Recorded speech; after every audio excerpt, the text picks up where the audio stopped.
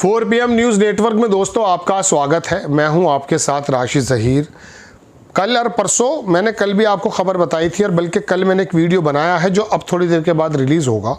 उसमें मैंने पूरे हालात इतवार से लेकर के अब शुक्रवार तक यानी कि शनिवार तक जो भी सीक्वेंसेस हुए हैं उनको सबको परोसा है। लेकिन ये मैं वीडियो बनाया ही था कल, तो अचानक ईरान के ऊपर कुछ वारशिप में स्ट्रेट ऑफ हॉर्मस पर झड़पें आ गई। पूरी दुनिया में हंगामा मच गया कि लड़ाई दोबारा से शुरू हो चुकी है। मैं बहुत इत्मीनान से बैठा हुआ था, मुझे मालूम था कि ये लड़ाइयाँ नहीं हैं। ट्रंप सिर्फ और सिर्फ उस समझौते से पहले जिस तरह से कोई दिया बुझता है ना, लास्ट में फड़फड़ाता है, ऐसा ही कुछ काम चाहता है ट्रंप कि कुछ ऐसा हो जाए कि अमेरिका को ये लगे कि देखिए मैं लड़ाई लड़कर आया हूँ और ये समझौता जो हुआ है मेरे बड़े ज़बरदस्त प्रेशर के साथ हुआ है। लेकिन ऐसा नहीं हुआ है। हुआ यह है दोस्तों कि अब एक तरफ उसने धमकी दी है, दूसरी तरफ अपने प्लेटफॉर्म पर उसने लिखा कि वो ईरान की बोट्स आई थी, हमने उनको ताक़ कर दिया है और ख़त्म कर दिया है। और फिर मार्को रूबियो का भी बयान आया है, उधर से अरागची का भी बयान आया है और कुछ 3-4 खबरें और बड़ी बड़ी हैं। लेकिन अच्छी बात यह है दोस्तों कि इन लड़ाई को, इन झड़पों को अमेरिका के तमाम अखबारात मार्को रूबियो कह रहे हैं कि ये एपिक फ्यूरी का हिस्सा नहीं है, वो तो ख़त्म हो चुकी लड़ाई। खुद ट्रंप इस बात को कह रहा कि ये वो लड़ाई नहीं है, सीज़फायर नहीं टूटा अभी। इसका मतलब ये है दोस्तों कि लड़ाई के अंदर बातचीत का रास्ता अभी क्लियर है। आपको मैं 2-3 खबरें बड़ी मोटी मोटी दिखा देता हूँ बस, ये तो मैंने आपको सिर्फ बताया है। दोस्तों बात यह है कि ये मार्को रूबियो का वीडियो है जो मैं आपको दिखा रहा हूँ। रूबियो ने इस लड़ाई के बारे में कहा कि only stupid countries don't shoot back when you are shoot at. सिर्फ स्टूपिड कंट्रीज़ होती हैं जो अपने ऊपर हमला होने के बाद, शूट होने के बाद उसका जवाब नहीं देते। And we are not stupid country, और हम स्टूपिड कंट्री नहीं है। उन्होंने कहा रेड लाइन इज़ क्लियर, अगर ईरान की बोट हमें थ्रेट देती है अमेरिकन को, they are going to get blown up, नीचे डुबा दी जाएंगी।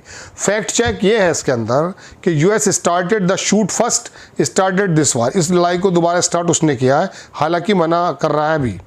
अब टेलीग्राफ अखबार है, उसने 3 चीज़ें ऐसी छापी हैं कि ट्रंप के सामने 3 रास्ते हैं। इन 3 रास्तों में ही सबसे ज़्यादा जलालत भी और बेइज्जती भी है, ये भी लिखता है। टेलीग्राफ ने छापा कि Trump now has 3 paths forward, 3 रास्ते हैं, all of which are bad, और सब ख़राब है। कॉन्सीडिंग टू ईरान, ईरान के सामने झुकना। इसमें लिखा यह कि अगर ट्रंप क्विकली किसी एग्रीमेंट पर पहुंच जाते हैं तेहरान के साथ स्ट्रेट ऑफ हॉर्मस को खोलने के लिए, तो ऑयल जो प्राइस है वो लोअर हो सकती हैं।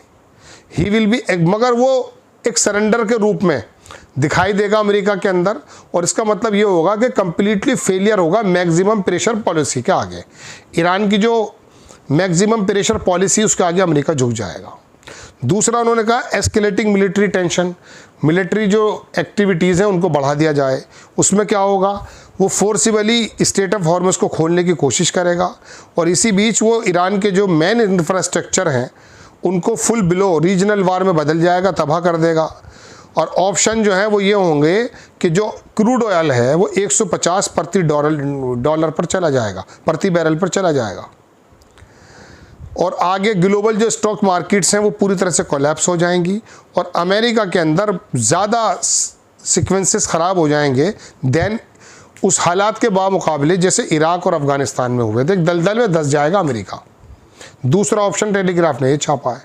तीसरा ये है कि कंटिन्यूइंग स्टेटस, यही स्थिति बनी रहे, कुछ ना किया जाए, वेट किया जाए।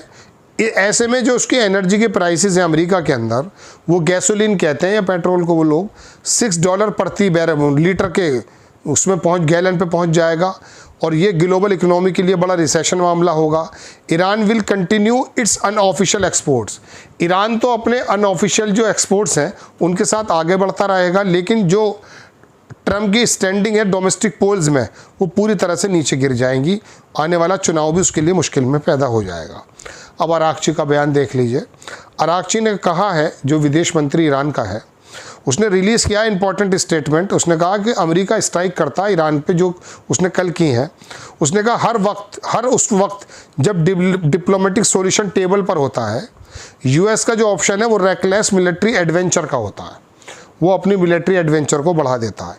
Is it a crude pressure tactic result of the spoiler, क्या यह स्पॉयलर की मेहनत है, वो जो इसराइल और जो है नेतन्याहू, यहूदी और डीप स्टेट लगे हुए हैं ट्रंप को बर्बाद करने के लिए।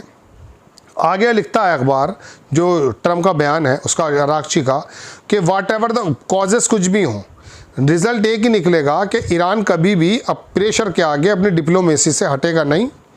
और आगे वो कहते हैं कि CIA ने जो ये एस्टिमेट किया है कि हमारी मिसाइल इन्वेंट्री जो है, launcher capacity are not at 75% compare to February 28 फरवरी में जो हमला हुआ था उसके मुकाबले 75% भी नहीं बची हैं।